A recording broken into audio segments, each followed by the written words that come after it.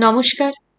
গল্পে গল্পে গাথা মালিকা চ্যানেলে আমি দেবনীতা আপনাদের সকলকে স্বাগত জানাই। আজ আপনাদের জন্য নিয়ে এসেছি প্রমথনাথ বিশির লেখা একটি গল্প। গল্পটির নাম গঙ্গাধর পণ্ডিত। আসুন শোনা যাক আজকের গল্পটি। নরেশচন্দ্র পাটের হাকিম হইয়াছে। জোড়াদিঘি গ্রামে তাহার অফিস। চাকরিটি পাইয়া তাহার ভরসা হইয়াছিল কলিকাতায় না হোক কোন জেলা শহরে সে থাকিতে পাইবে। কিন্তু এমন তাহার ভাগ্য যে জেলা তো দূরে থাকুক, মহকুমাতে থাকাও ঘটিয়া উঠিল না। একেবারে গ্রামে আসিয়া বসিতে হইল। গ্রামে থাকিবার হুকুম পাইয়া তাহার কলিকাতাবাসী মন দুশ্চিন্তাগ্রস্ত হইয়া উঠিল। এমনকি একবার চাকরিতে ইস্তফা দিবার কথাও চিন্তা করিয়া ফেলিল। কিন্তু বন্ধু ও আত্মীয় স্বজনের উৎপাতে কোনো সৎ কার্য করিবার কি উপায় আছে? তাহারা বুঝাইল, সরকারি চাকরি হেলায় হারাইবার বস্তু নয়, বিশেষ করিয়া চিরকালই যে তাহাকে গ্রামে থাকিতে হইবে এমন নয়। চাকরি পাকা হইলেই চেষ্টা চরিত্র করিয়া শহরে ট্রান্সফার হইলেই চলিবে। এমন কত হইয়াছে। তাছাড়া গ্রামে থাকিবার কতগুলি সুবিধাও আছে, যেমন অনেক জিনিস খুব সুলভ, আর অনেক জিনিস আদৌ মেলে না।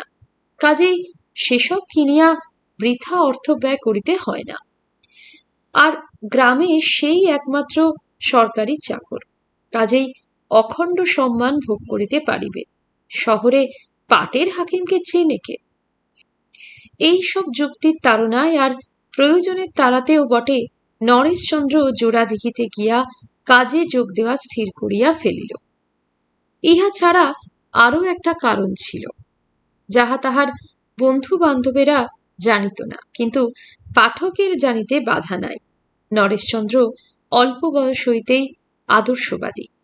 স্কুলে পড়িবার সময় সে আচার্য প্রফুল্লচন্দ্রের বক্তৃতাদি শুনিত ও কাগজে পড়িত। তখন হইতেই সে স্থির করিয়াছিল যে গ্রামে গিয়া দেশের উন্নতি করিবে। কলেজে ঢুকিয়া রবীন্দ্রনাথের স্বদেশী সমাজ পড়িয়াছে, গান্ধীজির হরিজন নিয়মিত পড়িত। কাজেই স্কুলের আদর্শবাদ বয়সের সঙ্গে সঙ্গে বাড়িয়াছে বই কমে নাই। কিন্তু অবশেষে সত্য সত্যই একদিন যে তাহাকে গ্রামে যাইতে হইবে, তাও আবার পাটের হাকিম হইয়া, ইহা স্বপ্নাতীত ছিল। কলিকাতায় থাকিয়া গ্রামের উন্নতি, এই ছিল তাহার স্বপ্ন। হঠাৎ তাহার মনে হইল, বিধাতা পুরুষ নিতান্ত কৃপাপরবশ হইয়াই গ্রামে তাহার চাকরি করিয়া দিয়াছেন। গ্রামের ও নিজের উভয়েরই উন্নতি হইবে। এক ঢিলে দুই পাখি প্রবাদের বাহিরেও মরে।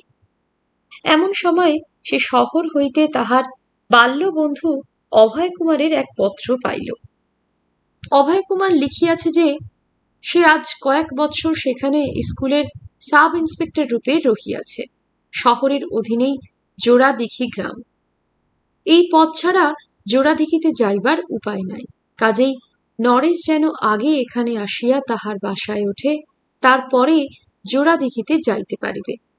অভয় কুমারের পত্র পাইয়া নরেশ অনেকটা আশ্বস্ত হইল।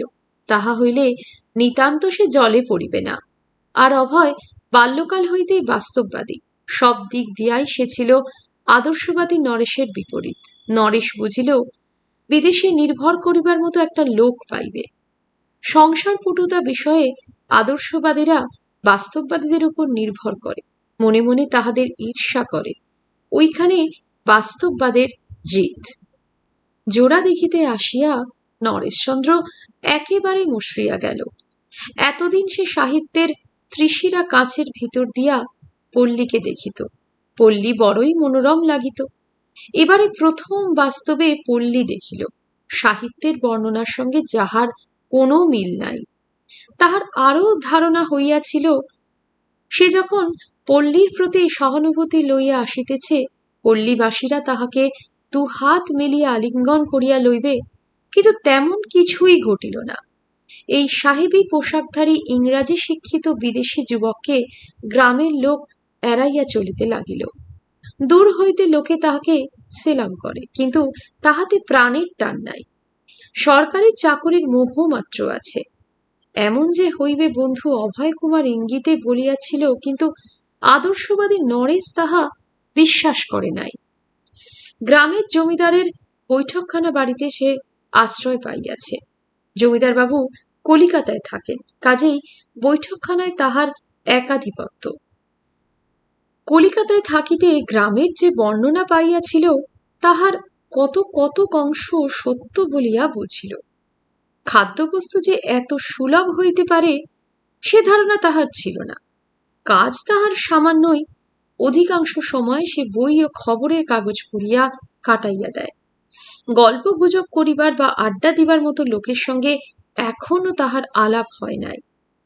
একদিন সকালে সে বসিয়াছে, এমন সময় একটি লোক তাহার কাছে আসিয়া উপস্থিত হইয়া মাথা হইতে একটা ঝুড়ি নামাইয়া সাষ্টাঙ্গে প্রণিপাত করিল। লোকটা বৃদ্ধ, শরীর কৃশ, মাথা ভরা টাক, পরনে মলিন একখানি খাটো ধুতি। লোকটি প্রণিপাত সারিয়া উঠিয়া হাত জোড় করিয়া বলিল, হুজুরের জন্য কিছু তরকারি এনেছি। নরেশ দেখিল ঝুড়ির মধ্যে কুমড়ো, লাউ, বেগুন প্রভৃতি আনাজ। নরেশ বলিল, তা বেশ করেছ, এর দাম কত? বৃদ্ধ মৃদু হাসিয়া বলিল, এ আমার ক্ষেতের তরকারি, দাম আর কি, তাছাড়া হুজুরের কাছে থেকে কি দাম নিতে পারি? বিস্মিত নরেশ বুঝিতে পারিল না এই অনুগত লোকটি কে। সে শুধাইল, তুমি কে? তোমাকে তো আমি চিনি না। হুজুরকে আমি খুব চিনি, আপনি মহামান্য ইন্সপেক্টর শ্রীযুক্ত অভয় কুমার রায়ের বন্ধু। হুজুর, আমি এখানকার পাঠশালার হেড পণ্ডিত। এতক্ষণে নরেশের মনে পড়িল অভয় কুমার তাহাকে এখানকার পাঠশালার কথা বলিয়াছিল বটে। অভয় তাহাকে বলিয়া দিয়াছিল পাঠশালার প্রতি একটু দৃষ্টি রাখিও, হেড পণ্ডিত বেজায় ফাঁকিদার। সে আরো বলিয়াছিল, গ্রামের উন্নতি করিবার আশা ছাড়িয়া দাও, ওসব তোমার আমার কর্ম নয়। যদি পাঠশালার পণ্ডিতটাকে একটু শাসনে রাখিতে পারো তবেই অনেক করা হইবে। নরেশ শুধাইয়াছিল, পাঠশালার পণ্ডিত তাহাকে মানিবে কেন? অভয় বলিয়াছিল, আরে তুমি যে সাহেবী পোশাক পরো তাহাই যথেষ্ট। বিশেষ সে যখন জানিবে যে তুমি আমার বন্ধু, তখন আমার চেয়ে তোমাকে বেশি করিয়া মানিবে। নরেশ দেখিল তাহার কথাই সত্য। সে পাঠশালার সন্ধান লইবার আগেই পাঠশালা তাহার সন্ধান করিয়া লাউ এবং কুমড়ো লইয়া ভেট করিতে আসিয়াছে। নরেশ বলিল, পণ্ডিত মশাই, এসব তো আমি নিতে পারি না, এ যে প্রকারান্তরে ঘুষ নেওয়া। এইরকম কথা পণ্ডিত জীবনে প্রথম শুনিল। সে একেবারে বসিয়া পড়িল, হাত জোর করিয়া বলিল, হুজুর, ঘুষ দেওয়া বেআইনি এ কথা আমি জানি, কিন্তু লাউ কুমড়ো কোনো কালেই ঘুষ নয়। বিশেষ সবাই এসব জিনিস নিয়ে থাকে। নরেশ বলিল, কিন্তু এত হাঙ্গামা করবার দরকার ছিল কি? আমার প্রয়োজন অতি সামান্য, আরে এসব তো এখানে খুব সস্তা। পণ্ডিত সপ্রতিভভাবে বলিল, সেজন্যই তো এনেছি হুজুর, দামি জিনিস দেওয়ার মতো কি আমার অবস্থা? এই সূত্র অবলম্বন করিয়া সহজেই পণ্ডিতের আর্থিক অবস্থার কথা আসিয়া পড়িল। নরেশ বলিল, আপনি বসুন। এই বলিয়া সে একটা মোড়া দেখাইয়া দিল, কিন্তু পণ্ডিতকে কিছুতেই বসাইতে পারিল না। পণ্ডিত ক্রমাগত বলে, হুজুর আমার অন্নদাতা, পিতৃতুল্য, তাহার সম্মুখে কি বসিতে পারি? নরেশ শুধাইল, পণ্ডিত মশাই, আপনার স্যালারি কত? এখন স্যালারি কথাটা পণ্ডিত কোনো জন্মে শোনে নাই, কি উত্তর দিবে? নরেশ তাহার অজ্ঞতা বুঝিতে পারিয়া ব্যাখ্যা করিয়া শুধাইল, আপনি পান কত? পণ্ডিত বলিল, হুজুর, 4 টাকা। 4 টাকা? ব্যাপারটা পুরাপুরি বুঝিতে না পারিয়া নরেশ শুধাইল, মাসে? পণ্ডিত বলিল, মাসে আর পাই কই হুজুর, 5-6 মাস অন্তর টাকা আসে, এবারে তো 11 মাস বাকি পড়েছে। 4 টাকা বেতন, তার আবার 11 মাস বাকি। নরেশের মাথা ঘুরিতে লাগিল। তাহার মনে হইল বৈঠকখানার কড়িকাঠ ফাঁক হইয়া তাহার যত সদিচ্ছা ও গ্রামোন্নয়ন স্পৃহা সোজা নির্বাণ লোকের উদ্দেশ্যে প্রস্থান করিল। নরেশ এবারে পুছিল, তবে আপনার চলে কি করে? পণ্ডিত বলিল, এই ক্ষেত খামার করে, লাউ বেগুন লাগিয়ে। ক্ষেত খামারের কথাটা নরেশের মন্দ লাগিল না, কারণ আচার্য প্রফুল্লচন্দ্র বাঙালিকে এই পরামর্শ বহুবার দিয়াছেন। কিন্তু পড়া কখন হয়, তাহার সমাধান তো আচার্যদেবের বক্তৃতায় নাই। কাজেই সে জিজ্ঞাসা করিল, ক্ষেত খামার করা মন্দ নয়, কিন্তু পাঠশালার কাজে অসুবিধা হয় না? পণ্ডিত বলিল, পাঠশালার কাজে অসুবিধা? পাঠশালা আছে বলেই তো সুবিধা হয়, ছেলেগুলোকে নিয়ে লেগে যাই। তবে পড়ান কখন? ওই কাজ করতে করতে। যেমন ধরুন, শশার মাচায় অনেক শশা ফলেছে। আমি বললাম, ওরে নন্তু, দেখ তো কটা শশা।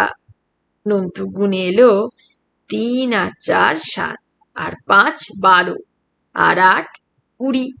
যোগ শিক্ষা হলো। আবার ধরুন, যেদিন শশা তুলতে হবে সেদিন বিয়োগ শিক্ষা হলো। 20টা শশার মধ্যে 12টা তোলা হলো, থাকলো 8টা। দেশজ কিন্ডারগার্টেনের নমুনা পাইয়া নরেশ কৌতূহলী হইয়া উঠিল। আর গুণভাগ? পণ্ডিত হাসিয়া বলিল, ততদিন কোনো ছাত্রই পাঠশালায় থাকে না। তার অনেক আগেই পাঠশালা ছেড়ে নিজের ক্ষেত খামারে লেগে যায়। আপনার এই পড়াবার রীতি ইন্সপেক্টর সাহেব জানেন? বিলক্ষণ। সেবারে যখন আমি শশার ক্ষেতে যোগ শিক্ষা দিচ্ছিলাম, হুজুর হঠাৎ সাইকেল করে এসে উপস্থিত। অমনি বিয়োগ শিক্ষাও দিলাম। 33টা শশার মধ্যে 23টা তুলে হুজুরকে ভেট দিলাম। হুজুর সে কি খুশি! এই পর্যন্ত বলিয়া একটু থামিয়া বলিল, হুজুর একদিন পাঠশালায় পায়ের ধুলো দেবেন? নরেশ বলিল, অবশ্যই একদিন যাব, কিন্তু আমার মনে হয় আপনি কর্তব্য কার্যে অবহেলা করছেন। নরেশের কথার সম্মুখ মর্ম বুঝিতে পারিলে পণ্ডিত হয়তো কাঁদিয়া ফেলিত, কিন্তু কি যে তাহার কর্তব্য এবং কিভাবে যে সে তাহা অবহেলা করিতেছে বুঝিতে না পারিয়া হুজুরকে পাঠশালা দর্শনের জন্য বারংবার অনুরোধ করিয়া সে প্রস্থান করিল। পণ্ডিতের সঙ্গে কথাবার্তা বলিয়া নরেশের মোহ জবনিকার এক প্রান্ত কিঞ্চিত ভাগ হইয়া গিয়াছিল বটে, কিন্তু তৎসত্ত্বেও তাহার বারবার মনে হইল লোকটা জাতি গঠন কার্যে বিষম অবহেলা করিতেছে, ইহার একটা ব্যবস্থা করা প্রয়োজন। কিন্তু একবারও তাহার মনে হইল না যে কাজের মাসিক বেতন 4 টাকা এবং তাহা 11 মাস বাকি পড়ে সে কাজের অবহেলার অভিযোগ একেবারে অচল। তাই কেহ অভিযোগও করে না, মাহিনাও মিটায় না। অনেক দিন হইল একটা বোঝাপড়া হইয়া গিয়াছে। শূন্য উদরের উপর কাহারও দাবি নাই, সে দাবি যতই না কেন মহৎ হোক। বাজারের কাছে ছোট একখানি 4 চালা ঘরে গদাধর পণ্ডিতের পাঠশালা বসিয়াছে।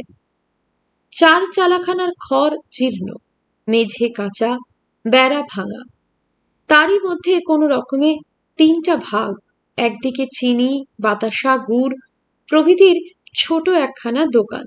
সেখানে গদাধর পণ্ডিত উপবিষ্ট।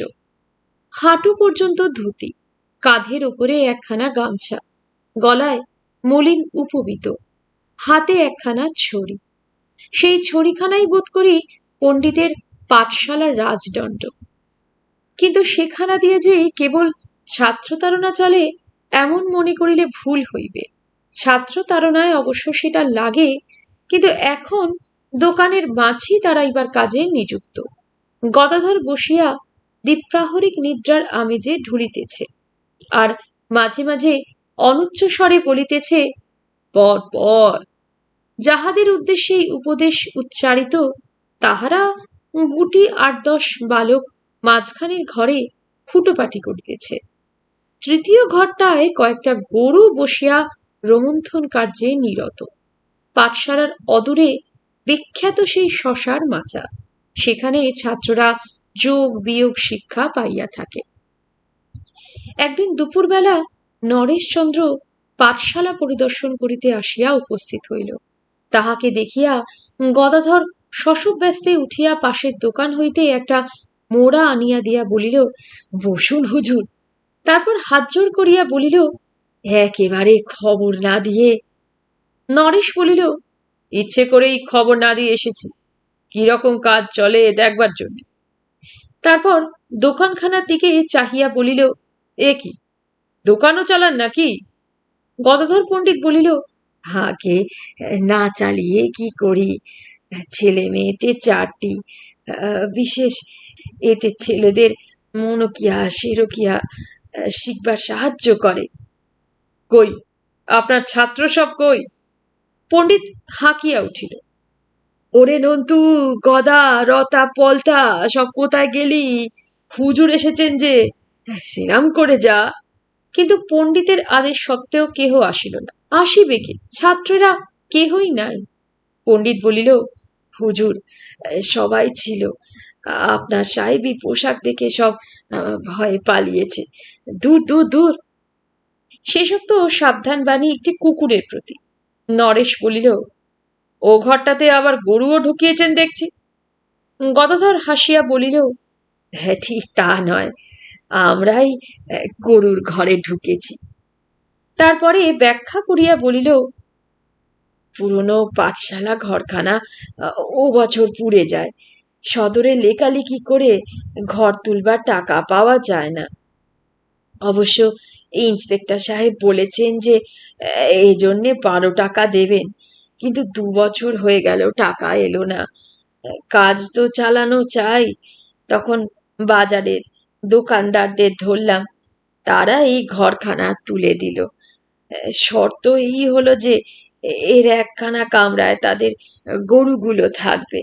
কাজেই হুজুর, এ ঘরে ওদেরও যে অধিকার, আমাদেরও সেই অধিকার। পাঠশালার আদ্যন্ত সচক্ষে দেখিয়া নরেশের কেমন বিভ্রান্তি ঘটিল। যে শিক্ষাসূত্রের একটা দিক সে বিশ্ববিদ্যালয় দেখিয়াছে, তাহারই অপর দিকটা যে খড়ের জীর্ণ চারচালায় আসিয়া পর্যবসিত, যাহাতে গরু ও মানুষের সমান অধিকার, ইহা তাহার কল্পনারও অতীত ছিল। কিন্তু কেন জানি না তাহার মনে হইল ইহার জন্যই পণ্ডিতই দায়ী, আর কেহ নয়। গদাধর বলিল, হুজুর ওই আমার শশার মাচা, ওখানে ছাত্ররা যোগ বিয়োগ শিখে থাকে, একবার দয়া করে পদার্পণ।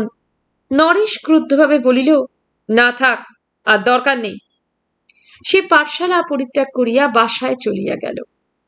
বাসায় গিয়া সে অভয় কুমারকে দীর্ঘ পত্র লিখিয়া পাঠশালা ও পণ্ডিতের সমস্ত ব্যাপার জানাইল এবং মন্তব্য প্রকাশ করিল যে এই সমস্তের জন্যই পণ্ডিত দায়ী। তাহাকে অবিলম্বে পদচ্যুত না করিলে জাতি গঠন সম্ভব হইবে না।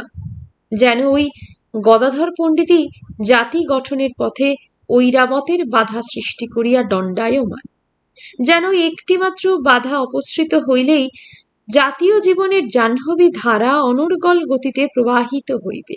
চিঠিখানা লিখিয়া ডাকে দিয়া নরেশ অনেকটা স্বস্তি বোধ করিল। জাতির প্রতি কর্তব্য যেন তাহার সমাপ্ত হইল। 8-10 দিন পরের কথা। একদিন বিকালবেলা নরেশ বেড়াইয়া ফিরিতেছে। গ্রামের এদিকটায় সে ইতিপূর্বে আসে নাই। একজনকে পুছিল, ওই বাড়িটি কার? লোকটা বলিল, ওটা গদাধর পণ্ডিতের বাড়ি। নরেশের কৌতূহল হইল গদাধর পণ্ডিতের বাড়িখানা একবার দেখিয়া আসে। সে বাড়ির কাছে গিয়া দেখিল, বাড়ি তো ভারী, জীর্ণ খান্দুই খড়ের ঘর, চারিদিকে আগাছার জঙ্গলে পরিবেষ্টিত। সে দাঁড়াইয়া গদাধর পণ্ডিতের নাম ধরিয়া ডাকিতে শুরু করিল। 5-7 বার ডাকিবার পরেও কোনো উত্তর আসিল না, অথচ ভাঙা বেড়ার ফাঁক দিয়ে লোকের আভাস পাওয়া যাইতেছে। গদাধর পণ্ডিতের গার্হস্থ্য জীবনের পরিচয় লাভের লোভ সম্বরণ করিতে না পারিয়া সে বেড়া ধাক্কাইতে শুরু করিল। তখন ছোট্ট কাঠের একটা জানালা খুলিয়া গেল এবং ভিতর হইতে গদাধর পণ্ডিত বলিল, হুজুর, বেড়া ধাক্কাবেন না, বেড়া পড়ে যাবে। নরেশ রুষ্টভাবে কহিল, সেদিনের পর হইতে সে পণ্ডিতের উপর রাগিয়া আছে। ভিতরে কি করছেন? আসুন না, এতক্ষণ ডাকাডাকি করছি, আচ্ছা ভদ্রলোক তো। পণ্ডিত বলিল, ডাক শুনেছি হুজুর, কিন্তু বাইরে যাবার উপায় নেই। অপমানিত বোধ করিয়া নরেশ বলিল, কেন? গদাধর বলিল, আমরা স্ত্রী পুরুষে নল দময়ন্তীর পালা অভিনয় করছি। নরেশ কিছুই বুঝিতে না পারিয়া বলিল, ঠাট্টা করবার আর লোক পেলেন না? সর্বনাশ, হুজুরের সঙ্গে কি ঠাট্টা করতে পারি?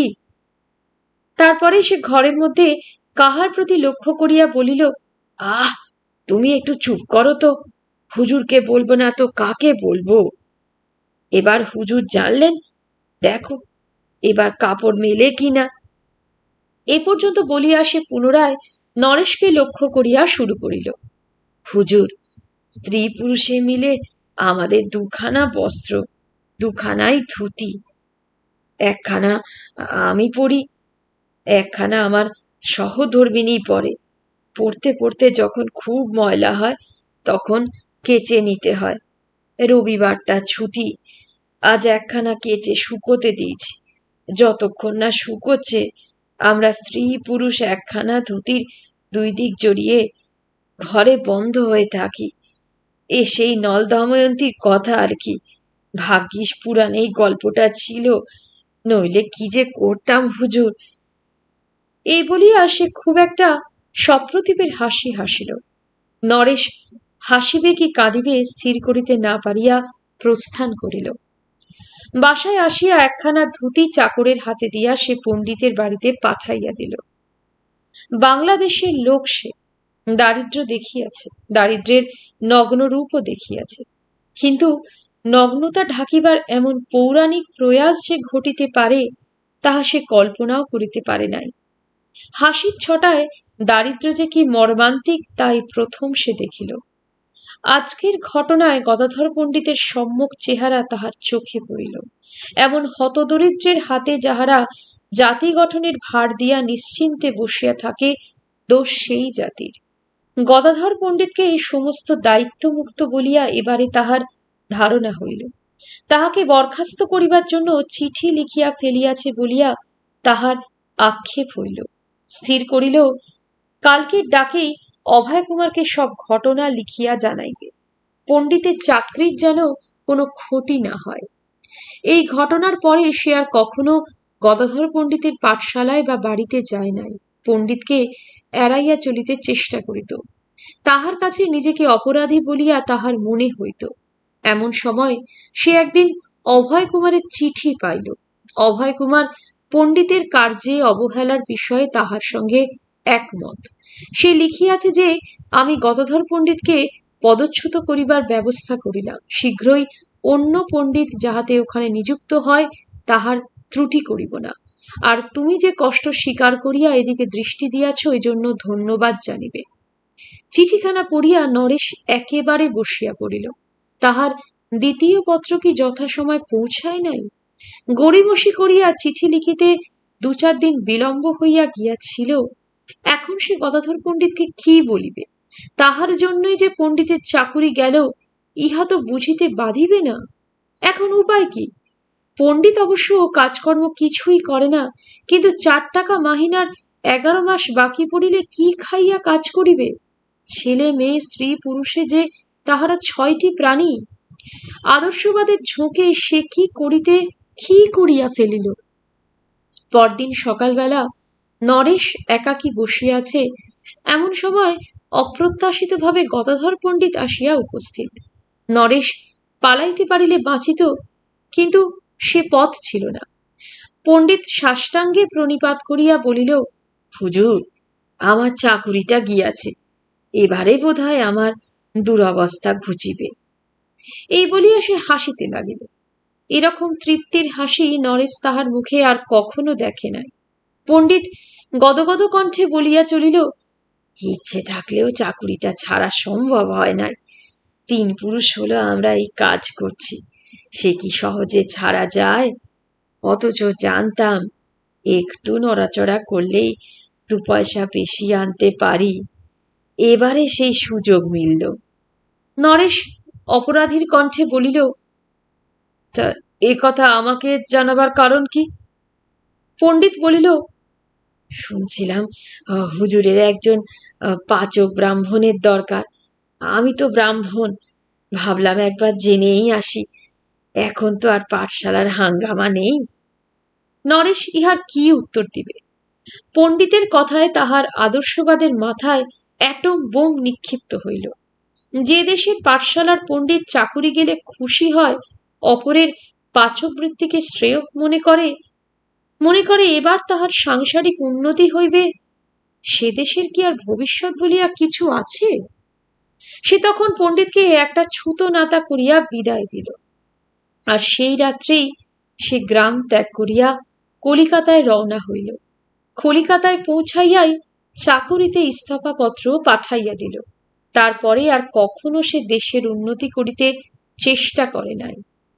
এখন সে সিভিল সাপ্লাইয়ে কাজ করে, বেতন মোটা।